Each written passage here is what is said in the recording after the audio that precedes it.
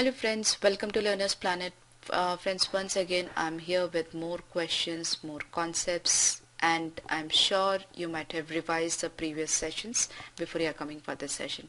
And just get ready with your paper and pen, and as soon as the question appears on the screen, just try to answer it on your own. Then you can see the solution. Okay. And आप सब कुछ अच्छे से note करते जा रहे होंगे, थोड़ा कॉन्फिडेंस भी आ रहा होगा आपको इस सेक्शन के लिए भी. So let's begin the session with the first question.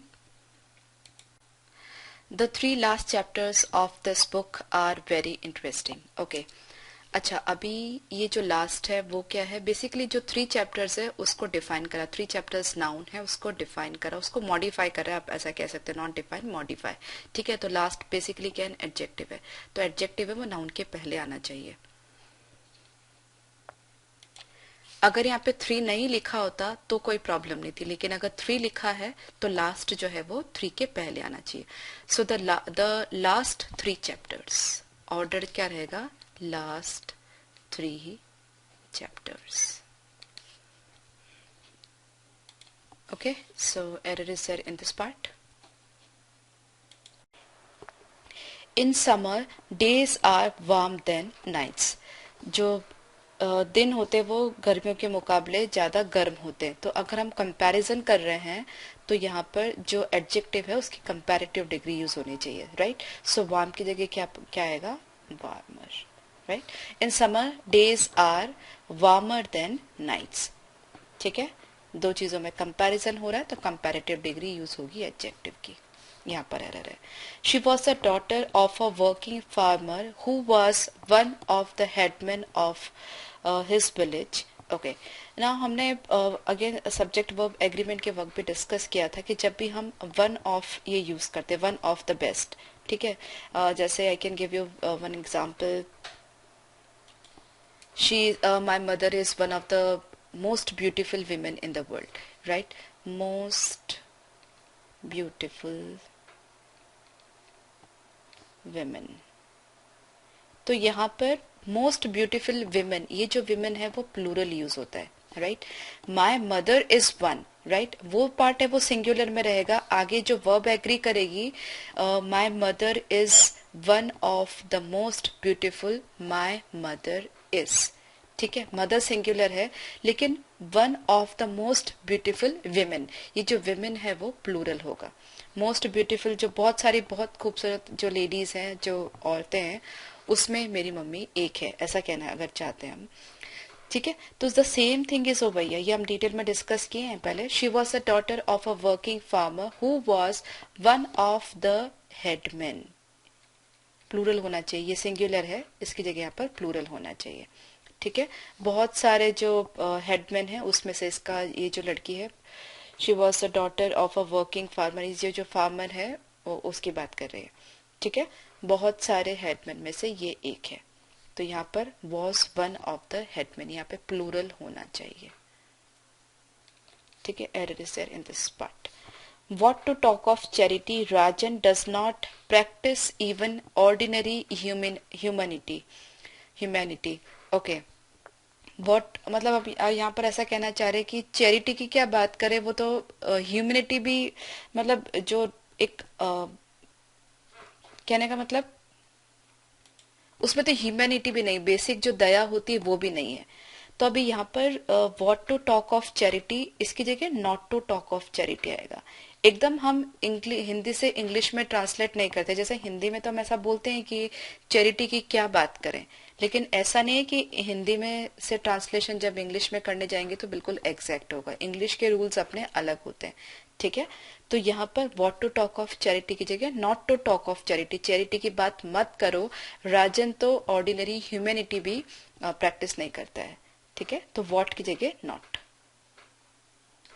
I hope you are getting it.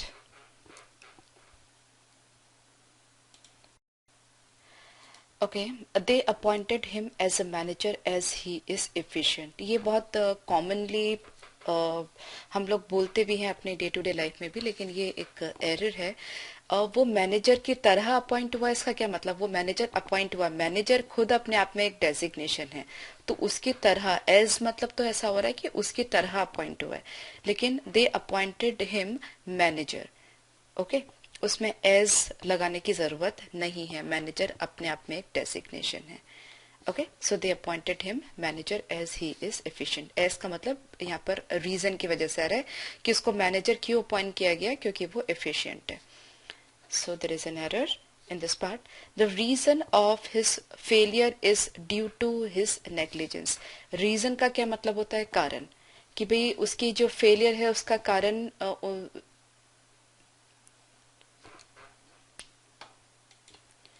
उसकी इंटेलिजेंस है।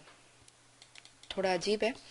The reason of his failure is due to his intelligence. जो कारण है उसके फेलियर का, रीजन मतलब कारण, उसके फेलियर का, उसके विफल होने का जो कारण है वो उसकी इंटेलिजेंस है। अब यहाँ पर आपने कारण बता ही दिया, तो यहाँ ड्यू टू की और क्या जरूरत है? ठीक है, ड्यू टू का मतलब भी क्या होता है? कारण ही होता है ultimately.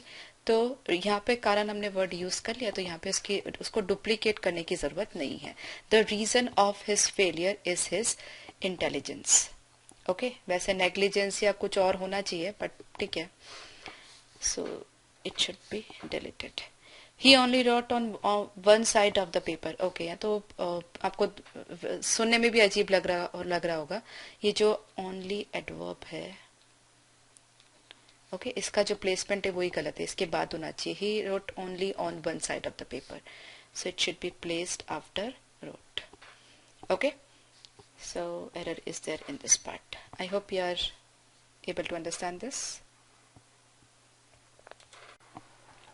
The two sisters struck one another at the platform. Okay, one another. Basic sessions में हमने ये डिटेल में डिस्कस किया वन अनदर और ईच अदर। वन अनदर कब यूज होता है? जब दो से ज्यादा लोग होते हैं। अगर दो ही लोग हैं और एक दूसरे की बात करें तो ईच अदर यूज होता है। ठीक है, be very careful about it. Detail में हम डिस्कस कर चुके हैं, तो मैं वापस अभी एक्सप्लेन नहीं करूंगी। दो लोग हैं तो ईच अदर, दो से ज्यादा है तो one another, right? The two sisters struck each other at the platform, so this is wrong. The prices of his articles considerably varies in different parts of country. Prices plural, articles plural, varies singular. हालांकि ये जो varies है वो prices के लिए use हो रहा है, इसका कोई लेना देना नहीं है। अब प्राइजेस है वो प्लूरल है, तो वेरीज सिंगुलर हो नहीं सकता। प्लूरल सब्जेक्ट है तो प्लूरल वर्ब होना चाहिए। Subject plural, verb plural. तो पहले तो वेरीज की जगह वेरी आना चाहिए। ओके, उसके बाद में जो प्लेसमेंट है considerably, it's an adverb actually. इसका जो प्लेसमेंट है वो उसके बाद में होना चाहिए, वेरी कंसिडरेबली, उल्टा नहीं। ठीक है, so it should shift over here, तो वेरी के बाद आना चाहिए। तो कुल मिलाकर के इसी पार्ट में एरर है। Singular plural subject, plural verb और उसके बाद में adverb placement error, right? So I hope you are getting it. Mr. Sharma is planning to settle in Delhi as soon as he will retire in April next year. Okay. Mister Sharma plan कर रहे हैं कि वो दिल्ली में settle हो जाए जैसे ही वो अगले साल अप्रैल में रिटायर होते हैं। अभी क्या होगा यहाँ पे, ये जो विल है इसकी जरूरत नहीं है, as soon as he retires, क्योंकि पहले से डिसाइड हो चुका है, right? So it's a pre decided routine कि वो दिल्ली में सेटल होने वाले हैं, तो उसमें फ्यूचर टेंस की जरूरत नहीं है। No will shall, will shall की जो जरूरत है वो नहीं है, राइट? ही रिटायर्स, क्योंकि ये प्री डिसाइडेड रूटीन है, और we can say decided routine है। ठीक है, so there is an error in this part. Instead of he will retire, it should be he retires. Okay, हमने जब प्रेजेंट कंटिन्यूस टेंस डिस्कस किया था तब भी ये चीज डिस्कस करी थी डिटेल में कि कभी कभी ऐसा होता है कि जो पहले से डिसाइड हम कर चुके होते हो, कोई पहले से प्लानिंग कर चुके होते हो, तो वहाँ पे सिंपल मतलब हम प्रेजेंट टेंस है वही यूज करते हैं। जैसे कि next Monday I am meeting my chairman, मैं अपने चेयरमैन को मिल रहा हूँ, राइट। वहां पर I will meet my chairman उसकी जरूरत नहीं, क्योंकि आपने पहले से बता दिया है कि नेक्स्ट मंडे की बात कर रहे हो, राइट। सो कोई भी इवेंट अगर प्री डिसाइडेड है तो वहां पर हमें विल शेल यूज करने की जरूरत नहीं है, ठीक है। जैसे सपोज और भी मैं आपको एक इंसिडेंट बोलूँ, सपोज आप ट्रेन से मुंबई जा रहे हैं और आपने किसी को पिक करने के लिए बोला है, कोई आपको पिक करने के लिए आ रहा है, तो आप क्या बोलते हो कॉल करके कि मैं जैसे ही पहुंचता हूँ आपको कॉल करता हूँ। तो as soon as I reach there I call you, as soon as I reach there, as soon as I reach, I will reach नहीं बोलोगे, as soon as I reach there I will call you, ठीक है। So I hope you are able to understand this. One should always take care of his health, यहाँ पे one किसको represent कर रहा है, मेल को। वन का क्या मतलब, हर एक को अपनी हेल्थ का ख्याल रखना चाहिए। तो यहाँ पर वन मेल को तो रेफर नहीं कर रहा, तो यहाँ पर हिज क्यों आना चाहिए, गलत है। तो यहाँ पर वन रेफर कर रहा है या तो मेल या फिर फीमेल को, राइट। तो किसी को भी, मतलब मेल फीमेल किसी को भी अपनी हेल्थ का ख्याल रखना चाहिए। तो इसके साथ में वन को जो इसका यहाँ पर हम यूज करेंगे इसके लिए, वो वंस होना चाहिए। Okay, one should always take care of one's health. Male है तो उसको अपनी हेल्थ का ख्याल रखना चाहिए, फीमेल है तो उसको अपनी। हिज फीमेल के लिए तो आप यूज कर नहीं सकते, इसलिए वन को हमेशा अब जो ये फॉलो करेगा, right. So there is an error in this part.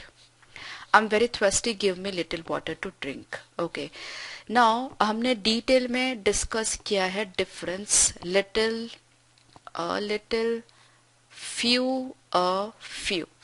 इसमें से लिटिल और फ्यू ये है नेगेटिव सेंस। नेगेटिव सेंस मतलब नहीं के बराबर, कहने का मतलब नेगेटिव सेंस का यहाँ पे मेरा मतलब है नहीं के बराबर। जैसे आई हैव फ्यू फ्रेंड्स, इसका मतलब और I can say I have few friends in Delhi, मतलब ऑलमोस्ट एक आधा कोई होगा तो होगा, वैसे नहीं ही है, ठीक है। और I have little money to spend, इसका मतलब मेरे पास नहीं के बराबर पैसे हैं, मेरे भरोसे मत रहो, ठीक है। बहुत कम पैसे, इतने पैसे कि नहीं के बराबर। तो लिटिल और फ्यू नेगेटिव के सेंस में यूज आता है, मतलब ऑलमोस्ट नहीं। A little a few positive sense है कि कुछ तो है। जैसे I have a little money, we can go to market, I have a little money so we can spend, मेरे पास थोड़ा पैसा है कि हम कुछ कुछ खर्च कर सकते हैं। So a little a few, I have a few friends in Delhi, मतलब कुछ दोस्त तो है मेरे दिल्ली में। तो a little a few positive sense, little few negative sense. अब इस बंदे को अगर प्यास लग रही है तो ये नहीं के बराबर पानी थोड़ी पिएगा, उसको पानी, कुछ तो पानी चाहिए ना। So I am very thirsty, give me a little water. Little का मतलब तो क्या हो गया, बिल्कुल नहीं के बराबर, मतलब ऑलमोस्ट पानी है ही नहीं, तो है ही नहीं तो उसकी प्यास कैसे बुझेगी। So I am very thirsty, give me a little water to drink. Okay, और I am very hungry, give me a few, maybe you can say biscuits और चॉकलेट्स और भी कुछ भी चीज, फ्यू टू ईट, ठीक है। तो a little, a few positive, little few negative, very little, very few बहुत कम, लेकिन अ लिटिल एंड फ्यू तो सबसे ही कम, ऑलमोस्ट नेगेटिव, ठीक है। So I hope you are clear. Okay, if I was you I would not attend the function, मैं तुम्हारी जगह होता तो मैं ये फंक्शन अटेंड नहीं करता। अब ये क्या एक हाइपोथेटिकल कंडीशन है, तो इसमें इफ आई वॉज की जगह वर यूज होना चाहिए, राइट। जनरली आई के साथ वॉज लगता है, लेकिन ये कुछ ऐसी कंडीशंस है जो पॉसिबल ही नहीं है। मैं तुम्हारी जगह होता, ये पॉसिबल ही नहीं, मैं हूं, तुम हो, मैं तुम नहीं हूं। So if I were you I would attend the function, अगर I would not attend the function, अगर मैं तुम्हारी जगह होता तो मैं ये फंक्शन अटेंड नहीं करता। ये बहुत इंपॉर्टेंट है, ध्यान में रखिएगा। और भी जैसे काफी तरह के सेंटेंसेस होते हैं, if I were a parrot I would fly in the sky, अगर मैं तोता होता तो मैं हवा में उड़ता, या मैं चिड़िया होती तो मैं हवा में उड़ती। तो ऐसे सब जो जो कंडीशंस है उसमें सब में आई के साथ में वर यूज आता है, right. So if I were you. Mary is smarter than anybody in her class. Okay, अब यहाँ पर एनीबडी मतलब तो कोई थर्ड आदमी हो गया, लेकिन हम इसके क्लास के ही बच्चों के बारे में बात कर रहे हैं, तो यहाँ पर एवरीबडी एल्स आना चाहिए, right. Basically anybody is what an indefinite pronoun, ठीक है, तो यहाँ पर जो इसका यूज है वो गलत है। Mary is smarter than everybody else, class के हर एक बच्चे से। आप हर बच्चे को इंक्लूड करना चाहते हो तो एवरीबडी आएगा,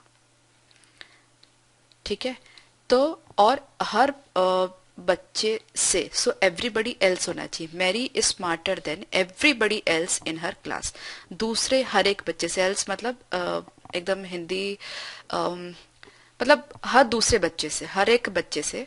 सो Mary is smarter than everybody else in her class. Okay, so there is an error in this part. Avinash and his friends were walking towards the station when they met his common friend. अभी मुझे बताने की शायद जरूरत भी नहीं है कि यहाँ पर क्या एरर है, his की जगह there आएगा। Okay, Avinash and his friends, plural noun, it should be replaced with plural pronoun. Okay, so Avinash and his friend, दो लोग हैं, were walking towards the station when they met their common friend. ठीक है, so error is there in this part. For expecting the company to pay for the transport of the personal furniture of the employee was not fair. Okay, तो बहुत simple है। For expecting गलत है, to expect infinitive use होना चाहिए। Company से पे की एक्सपेक्ट करना तुम्हारे पर्सनल फर्नीचर के लिए इट्स नॉट फेयर, ठीक है। सो टू एक्सपेक्ट, फॉर एक्सपेक्टिंग गलत है, टू एक्सपेक्ट इन्फिनेटिव यूज होगा। Okay, Aditi was unable to support her parent even though both of them had no income of their own. Okay, parent एक plural noun है और इसको parent नहीं लिख करके पेरेंट्स ही लिखा जाता है, right. Parents means mummy papa दोनों साथ में, इसलिए पहले से ही एस ही लगाना पड़ेगा आपको, ठीक है। So parents. Tax evaders should be heavily fined as they are doing it intentionally. Okay, अच्छा, टैक्स इवेडर्स मतलब जो टैक्स की चोरी करते हैं वो उनको बहुत फाइन लगाना चाहिए क्योंकि वो ये इंटेंशनली करते हैं, उनकी नियति होती है चोरी करना टैक्स की, ठीक है। अभी यहाँ पर इम्प्लाइड क्या है कि ये काम बहुत समय से चल रहा है। ये जो टैक्स इवेडर्स हैं, ये जो टैक्स की चोरी कर रहे हैं काफी लंबे समय से कर रहे हैं, वेदर यहाँ पे टाइम दिया हुआ है कि नहीं दिया हुआ है, ठीक है। तो ये जो स्ट्रक्चर है ये प्रेजेंट परफेक्ट कंटिन्यूअस में होना चाहिए, प्रेजेंट परफेक्ट कंटिन्यूअस, चाहे टाइम नहीं दिया हो पर सेंस इम्प्लाइड है। Tax evaders should be heavily fined as they have been doing it intentionally. अब यहाँ पर फोर और सिंस दिया हुआ है नहीं दिया हुआ उससे फर्क नहीं पड़ता, बट ये अब पता ही चल रहा है कि काफी लंबे टाइम से ऐसा हो रहा है, right. So tax evaders should be heavily fined as they have been doing it intentionally. और अगर लगाना भी है, कई लगता भी है तो भी कोई प्रॉब्लम नहीं, for a long time. Okay, so error is there. The principal offered me tea but I denied it. से डिनाई का यूज जो है वो यहाँ पर गलत है। डिनाई का मतलब कोई फैक्ट से आप मना कर देते हो, उसको एक्सेप्ट करने से मना कर देते हो, कोई ट्रुथ है, कुछ सच्चाई है, उसको आप समझने से मना कर देते हो, या फिर आप कोई परमिशन मांग रहे हैं उसके लिए मना कर रहे हैं तो डिनाई यूज होता है, जैसे एक्सेस डिनाइड है। ओके, डिनाई का यूज इस तरह से नहीं होता, राइट। यहाँ पर आप डिक्लाइन यूज कर सकते हो या कोई भी और वर्ड यूज कर सकते हो, लेकिन डिनाई नहीं, राइट। डिनाई मतलब किसी फैक्ट को मानने से मना करना, या फिर किसी कोई परमिशन का केस है, या कहने का मतलब अलाउ नहीं करना किसी चीज को, उससे मतलब है, राइट। तो यहाँ पर डिनाई नहीं आएगा, डिक्लाइन या फिर कोई और word. I decline that, so error is over here. Even though he was over 90, he still enjoyed reading novels and sometimes spent an evening at the cinema. यहाँ पर जो सेंटेंस का टोन है वो पास्ट में है, वो 90 से ऊपर था, फिर भी वो नॉवेल्स एंजॉय करता था, ठीक है। तो आगे भी जो सेंटेंस का टोन है वो पास्ट में ही होना चाहिए, and sometimes spent. Okay, so an evening at the cinema, तो clear, he enjoyed, spent, past. The idea that shook the whole world was published in One of the Unknown. बहुत बार ये concept हमने discuss कर लिया. जब भी one of की बात करेंगे तो यहाँ पर प्लूरल आना चाहिए. So one of the unknown journals. ठीक है. One of the most beautiful persons, one of the most beautiful women हमने बात की थी थोड़ी देर पहले, तो प्लूरल यूज किया था. हैडमैन एक सेंटेंस हमने डिस्कस किया था, राइट. सो यहाँ पर जर्नल्स आना चाहिए, जर्नल नहीं.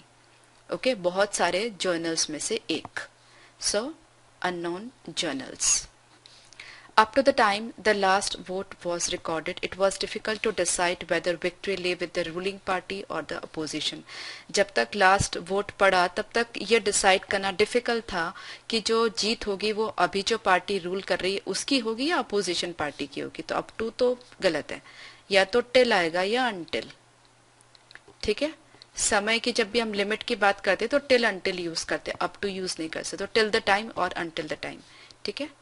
सो इट्स देयर.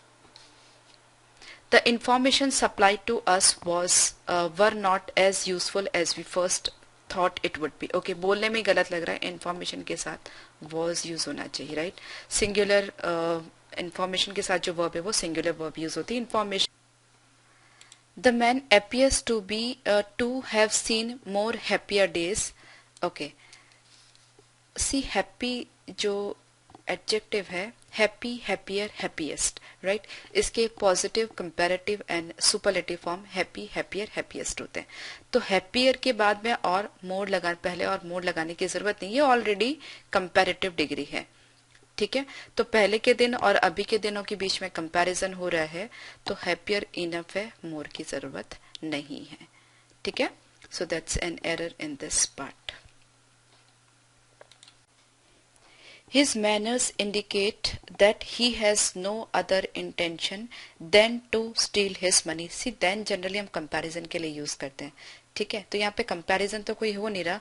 उसके मैनर्स, उसके हाव भाव ऐसे लग रहे हैं कि उसका जो नियत है वो चोरी करने की है, किसी का पैसा चुराने की है, राइट. तो यहाँ पर देन की जगह बट का use will be proper. His manners indicate that he has no other intentions but, ठीक है, but to steal his money. Page after page of Gita were read and it gave great consolation to his mind. Okay. अब यहाँ पर आप ध्यान से समझिए. पहले तो Gita it's a holy book, right? कोई भी पवित्र किताबें होती है, कोई भी किसी भी ग्रंथ की अगर हम बात करते तो उसके आगे हम द यूज करते. चाहे बाइबल हो, चाहे गीता हो, चाहे कुरान हो, रामायण हो, उसके आगे द लगाना जरूरी है, राइट. तो पहली मिस्टेक तो ये हुई. उसके सिवाय पेज आफ्टर पेज, ये एक्चुअली एक सिंगुलर नाउन है. ओके. तो इसके बाद में इस पेज आफ्टर पेज के लिए ये जो वर्ब यूज हो रही है वो भी सिंगुलर होनी चाहिए.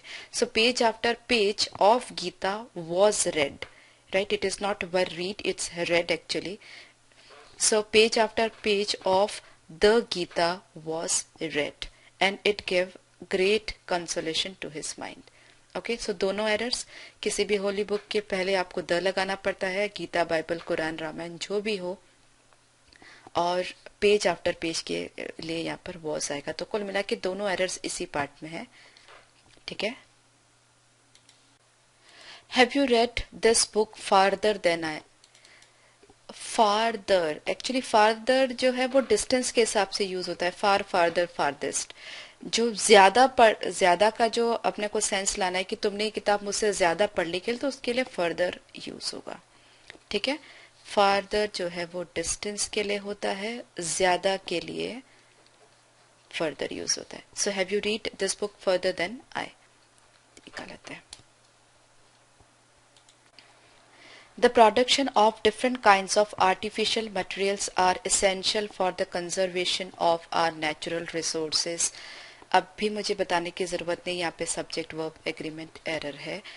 ये जो यूज हो रहा है, ये वाला जो वर्ब यूज हो रहा है आर, वो एक्चुअली प्रोडक्शन के लिए यूज हो रहा है. So the production of different kinds of artificial material. So production singular subject है, वर्ब सिंगुलर होनी चाहिए. ठीक है. So the production of different kinds of artificial material is essential, not are essential. Again, subject verb agreement should be clear. My brother-in-law with his wife now in Singapore were. Again, with, together with, as well as, along with, इन सब के साथ में यहाँ पे जो verb use होती है वो इसके हिसाब से यूज होती है. ब्रदर इन लॉ सिंगुलर है, यहाँ पर वॉज आएगा. बहुत सारे क्वेश्चंस हैं जहाँ पर सब्जेक्ट वर्ब एग्रीमेंट एरर्स हैं, आप देख रहे होंगे. ठीक है, तो ये वर्ब की जगह वॉज आएगा. ज्यादा एक्सप्लेनेशन की जरूरत नहीं आएगी साहब. She eagerly wishes to help me. Okay, she wishes eagerly to help me. खाली ऑर्डर मिस्टेक है, otherwise there is no problem. Eagerly adverb है, विशेस के बाद में आएगा. She wishes eagerly to help me. Okay, so this part. So once again, good number of questions we have done in this session. We'll take more questions in our forthcoming sessions. Bye bye.